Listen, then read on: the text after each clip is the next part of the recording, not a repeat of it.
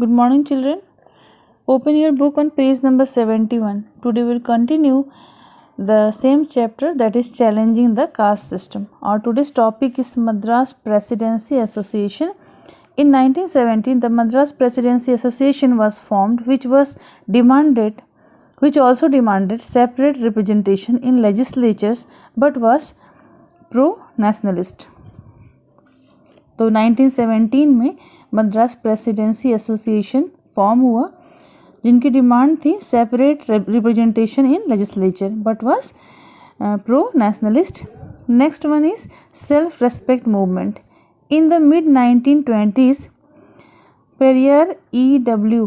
Ramaswamy Naicker launched the self-respect movement to assert the rights of the socially oppressed people. तो mid 1920s में Periyar E.V. Ramaswamy Naikar ने क्या launch किया? Self respect movement, जिससे socially oppressed लोगों के राइट्स उन्हें मिल सकें. Next is Hitakarini. In Andhra Pradesh, a significant leader of the reform movement in the caste system was Kandukuri Veeresalingam, born in an orthodox Hindu family. Andhra Pradesh में एक सिग्निफिकेंट लीडर थे रिफॉर्म मूवमेंट के in caste system, Kandukuri Veeresalingam, born in an orthodox Hindu family. ये एक orthodox Hindu family में इनका जन्म हुआ. This reformer came to be influenced by the radical ideas of social reforms as advocated by Keshab Chandra Sen. So ये जो रिफॉर्मर थे, ये किससे इन्फ्लुएंस हुए थे? Radical ideas of social reforms से इन्फ्लुएंस हुए थे by Keshab Chandra Sen. He work for various social reforms but his most significant contribution was in the field of emancipation of women. इन्होंने सोशल रिफॉर्म के वेरियस फील्ड्स में काम किया, लेकिन इनका मोस्ट सिग्निफिकेंट कंट्रीब्यूशन क्या था? In the field of emancipation of women, means freedom of women. He started social organisation called Hitakarini Samaj. इन्होंने सोशल ऑर्गेनाइजेशन स्टार्ट किया जिसका नाम था हितकारिणी समाज.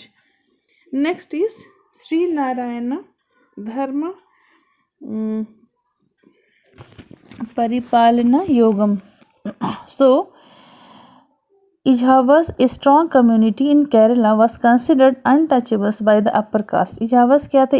एक strong community है केरला की, जिसे untouchables consider किया जाता है upper caste के द्वारा.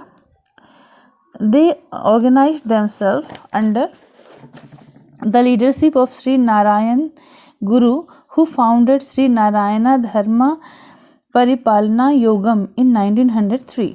तो इन लोगों ने खुद को क्या किया? ऑर्गेनाइज किया. किसके लीडरशिप में? श्री नारायण गुरु के लीडरशिप में. हु फाउंडेड श्री नारायण धर्म परिपालना योगम इन 1903. नारायण गुरु acquired Sanskrit education and dedicated himself to the cause of improving the condition of oppressed people, particularly the Ijhavas. तो जो नारायण गुरु थे, इन्होंने संस्कृत एजुकेशन एक्वायर किया और इन्होंने खुद को डेडिकेट कर दिया.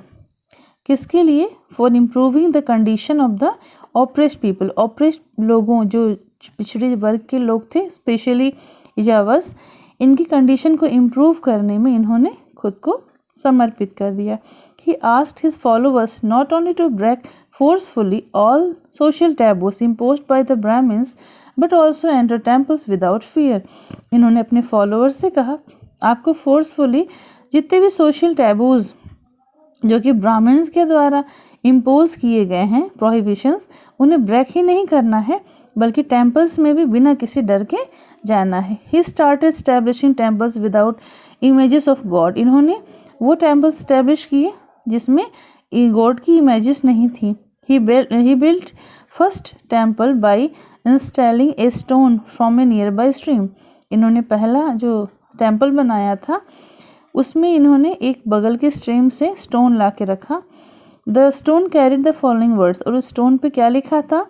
Here is the place where all people live in fraternity without caste distinctions and religious rivalry.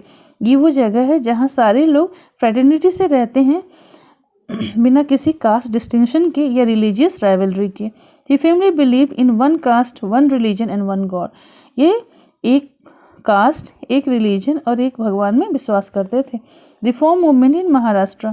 The anti Brahmin movement took root in Maharashtra as well under the leadership of Jyotiba Phule and others. जो anti Brahmin movement था उसने भी जड़ पकड़ ली थी महाराष्ट्र में। किसके leadership में? ज्योतिबा फुले और अदर्स के लीडरशिप में। Now Satyashodhak Samaj. Jyotiba Phule published his book Gulamgiri in 1872 and established the Satyasodhak Samaj in 1873 to protect the interest of the oppressed people. Jyotiba Phule ने अपनी बुक पब्लिश की गुलामगिरी 1872 में और इन्होंने सत्यशोधक समाज स्टैब्लिश किया 1873 में। जो ऑप्रेस्ड क्लास थे, बैकवर्ड क्लास, उनके इंटरेस्ट को प्रोटेक्ट करने के लिए। The movement led by Satyashodhak Samaj was marked by two trends. तो जो मूवमेंट सत्यशोधक समाज के द्वारा लेड किया जाता था, वो टू मेन ट्रेंड्स को मार्क करते थे। फर्स्ट है the first trend asserted the Kshatriyas origin for the Marathas. जो फर्स्ट ट्रेंड था वो दावा करते थे Kshatriyas origin for the Marathas. After receiving patronage from the ruler of Kolhapur they prefer to remain loyal to the British. जब जब उन्हें पैट्रोनेज मिला रूलर ऑफ कोल्हापुर से, तो वो ब्रिटिशर्स के लॉयल होना ही प्रीफर करते थे। He wrote in Marathi rather than English. इन्होंने मराठी में लिखा ना कि इंग्लिश में। And spoke in favour of Bahujan Samaj. और ये बहुजन समाज के फेवर में बोलते थे, यानी majority association. The second trend attack the caste system. Second trend caste system को अटैक करते थे। It became widely popular particularly in villages. और ये विलेजेस में काफ़ी पॉपुलर हुए। Din Mitra, a newspaper publisher by Mukundrao Patil, and exhibition of tamashas means dramas among villages helped the samaj in gaining popularity. इससे समाज को हेल्प मिली काफ़ी पॉपुलरिटी गेन करने में। In the mid 1920s Keshav Rao Jedhe and Dinkarrao Javalkar begin providing leadership to the Samaj from Pune. इन लोगों ने समाज को लीडरशिप दी पुणे से, which turned out to be anti British, जो कि एंटी ब्रिटिश हो गया। All India depressed classes federation. Another caste movement was led by Dr. Ambedkar in Maharashtra in the 1920s. दूसरा जो कास्ट मूवमेंट था वो डॉक्टर अम्बेडकर के द्वारा चलाया जा रहा था महाराष्ट्र में in 1920s. He founded the All India Depressed Classes Federation and became a well-known figure in India. इन्होंने All India Depressed Classes Federation he founded it and became a well-known figure in India. और एक well-known figure बन गए India के। Doctor Bhimrao Ambedkar initiated the Dalit Buddhist monument and fought for the rights of the oppressed classes. इन्होंने doctor Bhimrao Ambedkar ने start किया दलित Buddhist movement और इन्होंने ऑप्रेस्ड क्लासेस, जो बैकवर्ड क्लासेस थे, उनके राइट्स के लिए भी इन्होंने फाइट किया थ्रू आउट हिज लाइफ, पूरी लाइफ भर। He was also awarded Bharat Ratna for his Endeavour. इस प्रयत्न के लिए इन्हें भारत रत्न अवार्ड भी मिला। Several other leaders founded the All India Depressed Classes Association for the betterment of the lower classes. और भी बहुत सारे लीडर्स थे who founded All India Depressed Classes Association for the betterment of the lower classes के betterment के लिए. Now role of the British in the British imperialists used the grievances of the lower caste for developing among them sectional and caste consciousness with a view to keep the Indian society fragmented. जो British imperialist थे वो use करते थे lower class की जो भी grievances थी, जो भी शिकायतें थी, उनको यूज़ करते थे। किसके लिए यूज़ करते थे? For developing among them sectional and caste consciousness. उनके अंदर सेक्शनल और कास्ट कॉन्शियसनेस को डेवलप करने के लिए, जिससे इंडियन सोसाइटी जो है वो फ्रेगमेंटेड हो जाए। From the 1901 census onwards, the British started recognizing and classifying caste after every 10 years, which help in creating caste consciousness and further fragmentation of society into caste and subcaste. 1911 census के बाद Britishers ने क्या start किया? Recognising और classifying cast. ठीक है, उन लोगों ने कास्ट को रिकॉग्नाइज करना स्टार्ट किया और क्लासीफाई करना स्टार्ट किया हर 10 ईयर्स के बाद, जिससे उन्हें हेल्प मिली कास्ट कॉन्शियसनेस और हमारे सोसाइटी को फर्दर वो कास्ट और सब कास्ट में फ्रेगमेंट कर सकें। Overall the British did little in terms of passing legislations against caste discrimination. Overall हम कह सकते हैं कि ब्रिटिशर्स ने बहुत कम किया